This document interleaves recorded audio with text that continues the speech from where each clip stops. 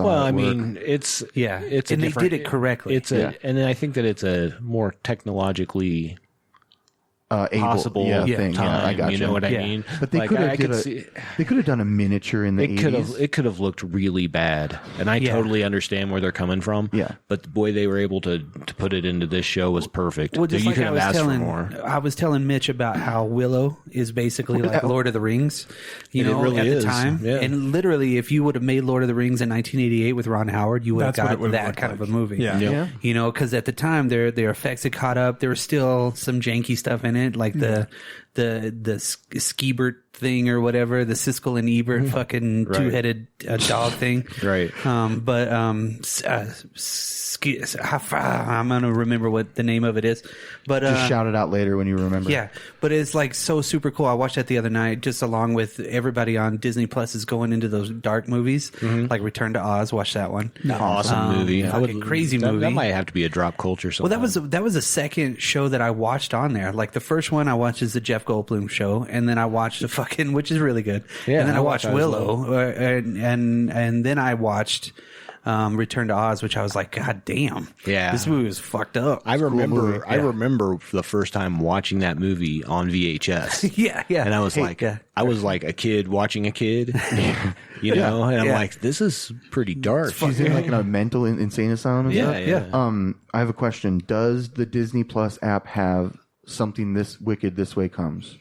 I haven't seen it. I haven't looked for it. You should look. That's a great movie too. You should check that out. Yep. There's a lot. There's so much on there. The first page on most of everything, you don't get everything, but you got to search for certain things. When you search for it, you find it. Okay. You know, like Rescue Rangers and all that stuff like that. But there's definitely a dark section of Disney's history. In there that there's some really cool stuff like Something Wicked This Week. when they brought in the Lucasfilm stuff, now you got like Willow, and Willow is all high definition. It looks fucking super good. Yeah, it was still cool to watch it because fucking Val Kilmer fucking rules in that movie. Val Kilmer does fucking rule. He fucking rules, man. He kicks ass. I want a Mad Mardigan fucking friend. Yeah. You know, somebody that's like Mad Mardigan. I'm like, that's everybody in high school to me. Yeah, we're all like high fiving and fucking wanting to go out and sword fight and shit. Yeah, I haven't seen Not one sword title fight, on Disney Plus though. What's that? Songs of the South. Oh, jeez. Yeah, I don't think we're gonna see that one. No. Okay. No, I was kidding. Why? What's wrong with it? I love that show when I was a kid. Haven't seen it. Let me use that as a segue to go back to what we were talking about. I don't think, like you said, to your point, that they could have made a Watchmen adaptation that early from its release. So you got to give it this much time, and it makes it a lot more relevant, the story that they're telling in that world to our world, I guess, comparatively, without all the costumed heroes and Lube Man and stuff. Yeah, it's fucking Lube Man. Dude like runs like. That was great. I thought he was going to light himself on fire. I even forgot most about it. Have you seen it yet, Mitch? Oh, okay. You got to watch it. Yeah, you'll enjoy it. You got to watch The Watchmen. Well, I thought, oh my god, dude! I swear on my life, I thought I was caught up, and then you guys started talking about the squid monster. I was like, wait a minute, where am I? I haven't seen that yet. It's about that you went out tonight too, right? Yeah. So I was like, okay, we got. You're two behind, son. Yeah, it's so weird. It's about good, Looking Glass. This next episode. Well, anytime you have a TV show with designing women in it. Sorry, I'm drowning. One of the sugar bakers. If you have a sugar baker in your face, if you have a sugar baker in any TV show, you're gonna win. Then there you go. Designing women. Yep. And we're back. And back to so real quick, the Stargirl. Oh man, they did this to me at home too. Just to catch you guys up, throwing "the" in front of titles where it's not necessary. Such as Watchmen, specifically. So Watchmen is what it should be called, not The Watchmen. Yes. But we slip up every once in a while and we write The Watchmen, and we're corrected. and Tyson has a real big problem with it just bothers me. Deeply affects his life. It just bothers me. No, it's just like an itch you can't scratch or something. Yeah, I feel you. But it's fun. It's like when people say irregardless to me. Yeah. I just want to choke them the fuck out. Unless it's my wife, because I know she's just like doing it to mess with you. Yeah, we joke, but or that new movie coming out, the part the. Yeah. It's the part irregardless. Coming this summer. Part trois. This movie comes with a rusty razor. Or a rusty spoon. A rusty spoon. Yeah. Why a spoon, cousin? Because it's dull, you idiot. It hurt more. Oh my god. Anyway, Stargirl is going to be part of the DC universe, and I think it's next year now that it's coming out. But, I think it's like spring or something like early. But what's really cool about this is not only, obviously, this is kind of a minor character for a lot of people, but I think it brings in a whole section It does. of DC. Like, Our Man's in it, and a bunch of people. Absolutely. I think what's that guy's name? Thomas something. He was in The Haunting of Hill House, and Okay. you know what I'm talking about. No. Wasn't he Elliot? What are you looking at me for? Elliot. Was it really Elliot? That's what I'm thinking. Isn't it that kid from E.T.? Anyway, there's a bunch of good actors in this coming up, and it looks cool. But I think what's really cool about it is, for those of you that don't have DC Universe, this is the first one that the next day it'll be on CW. And it'll be on all their streaming as well. And very CW cool. has a free streaming app. So okay, very cool. That's kind of cool that they're going to do that. Now, I'll say when it comes to Green Arrow, there are 7 seasons in 8. It's almost over. Yeah. The end of it's this year. Right. So I watched a recap of like 1 through 7 of this guy that deep dived into it and all this kind of stuff and went through the whole story. Don't do that.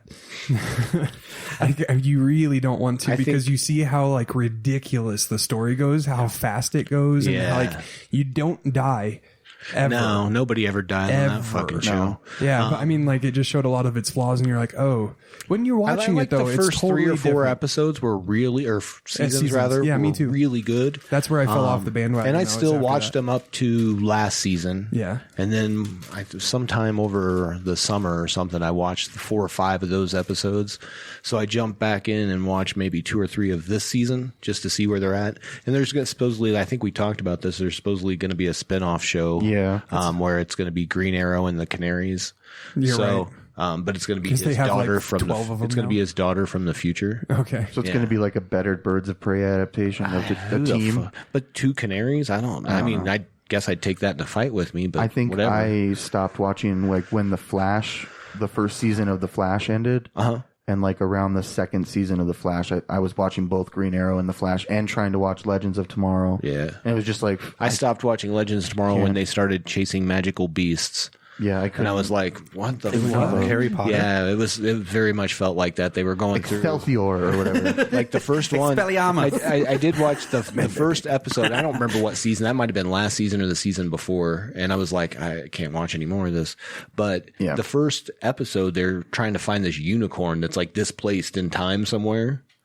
But when they do find the coolest thing, that when they do find it, it's like a flesh-eating unicorn.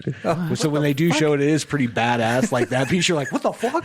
But I was like, this is weird. This is like superheroes and their fantastical beasts. This is fucking weird. Back to I gave up. I gave up. No. But hopefully this Stargirl will be its own thing, and it won't necessarily. Yeah, you know what I mean. And they have to tie everything on the CW shows together. This isn't a CW show. This is a DC universe. They're just going to air them. So it would probably, if anything, tie in with like Titans, Doom Patrol, something like that. Okay. Not that Arrowverse. His name is Henry Thomas.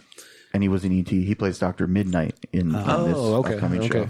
E.T. Never seen it. In Project Mayhem, we all have a name. And our name is Henry Thomas. Okay, and then on Shudder, there's going to be a Tom Savini documentary airing in December. Nice. So I think if you guys get a chance. By the way, he just had a birthday. Happy birthday. How old is he, like 70? I don't know, but I think 73. But he showed a picture, and I'm pretty sure he was 37 in that picture, because he was like 73 and still looking good. And I don't know, though, man. I don't know. Dude, no, I'm telling you, this picture, I'm like, that looked like it was taken in the 90s, maybe bro. He does work with makeup. Yeah, maybe he did. 100%. I'm with you, brother. He's got a prosthetic chin. He's like, my makeup's so good. Don't get me wrong. 30 years younger. For 73, I'm sure he looks amazing, but that's not what he looked. That was obviously not the picture. Do you think he liked the cake we sent him? Well, he had a cake in the picture that said 73. That's not the one that we sent. No. He didn't have the Fudgy the Whale that we sent. Son. I know, right? Do you think he just liked it or even saw it? It was a Fudgy the Whale cake. Also on Shudder, there's going to be a movie called The Headhunter. It's like this low budget. It's The Headhunter? or just Headhunter. I was just checking. No, I think it is the Headhunter. I'm pretty sure it is the Headhunter, but it's all good, man. He's gonna look it up. It's like a low budget horror movie, and it just looks really cool, like Viking era. This guy dresses up like a barbarian to kill monsters, and he like puts their heads in a vice on the wall of his cave. I don't know, and that's on Shudder. On Shudder, yeah, it's gonna be on Shudder. So that's a cool one. And what's next then? I guess excuse me. I guess we're on to, You were surprised. yeah, no. Any comic news? It is the Headhunter. Yeah, there's this Tales from the Dark Multiverse. You know the Dark Multiverse stuff. They just had the one with Superman, right? Mm-hmm. And they got the Dark Shazam and stuff. Yeah, I haven't seen that one. I haven't seen that one, but or read that one, I guess. They're gonna do these one shots where it's like visiting different stories. Like there's a Tales from the Dark Multiverse Blackest Night that's already out. Right. The one I'm interested in, I'm gonna pick up is Tales from the Black Multiverse Infinite Crisis, in which Blue Beetle doesn't get shot by Max Lord, but Max Lord gets shot by Blue Beetle. Ooh. And it sets off a whole chain of events with Booster Gold in him. And that's one of my favorite comic book panels is Max Lord shooting Blue Beetle in the head and his head cocked back with the blood everywhere. It's like one of my favorite comic book panels. Cool. Right. Cool. I haven't been paying attention to comics lately, so I'm kind Gideon Falls rules. That one, the new one's out this month. Another one next month. Nice. I've just been reading the Hill House stuff, so. Yeah. Nice. Oh, and The Question, Many Deaths of Vic Sage. Yeah. That is sweet. That looks good. The Question is pretty good. I read those first couple of issues. I think I read up to 3. The Danny O'Neill run from the 80s? Yeah. It was pretty good. It was like The Shadow, kind of. It kind of gave me the good feeling of The Shadow mixed with Dick Tracy. Sure, right. Yeah, it's like that really very cool. Noir, and he deals with this one. It's got that stupid big format, but it's written by Jeff Lemire, and it's just sweet. It's a good thing to, if you hadn't read The Question and you read this, it'd be a good place to start. Right on. Cool. Thumbs up. Well, do we have any music news? Anybody coming out with any new music this month? Marilyn Manson just released his version of The Doors' The End. Sick. And I thought it was really cool. Really good, and it's for the movie The Stand. And I like that all of this, the miniseries rather, the Stand, which I really like that this sentence had a lot of thes in it. Yeah. So, the End, The Stand. But no, it's pretty amazing. I would check it out. Maybe I'll throw a link to it in the description if you guys want to check it out. Yeah, he's doing like an EP of covers. Yeah, which I'll be honest, like some of his songs, obviously, that were most famous were covers. Yeah. For Marilyn Manson. And my favorite is the cover of The Boat Ride from Willy Wonka. Yes. Yeah, from the first album. I've never heard that. Yep. That's actually my favorite album. Yeah. Yeah. As well. It's got Lunchbox on it. Yep. I like the cover of Sweet Dreams. Is that Portrait of American Family? Yes. Good record. Yeah. Altogether, it was one of those that kind of just came out and nobody had it. I remember to go get it. Mm-hmm. And then they finally got some copies in, and then everybody started wearing Marilyn Manson t-shirts. Yeah, it was like, what? Yeah, it was like overnight. And then Insane Clown Posse was like, I'm going to cash in on this shit. Down with the clown. I'll tell you, I realized I had to find what the, there's one Insane Clown Posse. It's the only one I know. Like the only one I know a name of, but I really like it. The song? Yeah. Okay. And I found it, and it's called Another Love Song. I'd have to hear it. Oh, it is fucking. I know, like, it great is Malenko. This is like. If only you guys had the visual to go with that. That was great. Sorry, what? Sorry. But no, it's just a great song. I'll recommend that as well if you haven't heard that. But that's the only thing you should ever listen to by them, as far as I'm concerned, because I don't know any more of their music. What's it called again? Another Love Song, I think is the name of it. That's a hard pass for me, my friend. Oh, this one? No, it's a great song, dude. Juggalos. He talks because it's about like breaking up with a girl, and like it's fucking great. Because the moon told me to, and it's watching us right now. It's fucking awesome. Oh, I've seen them twice now. Really? Yes. Is she a juggalette? No, she's not. No, I don't know what that is. She went to go with her friend because it was his favorite. Oh, okay. Did she get covered in Faygo? No, they don't. What does that mean? No more.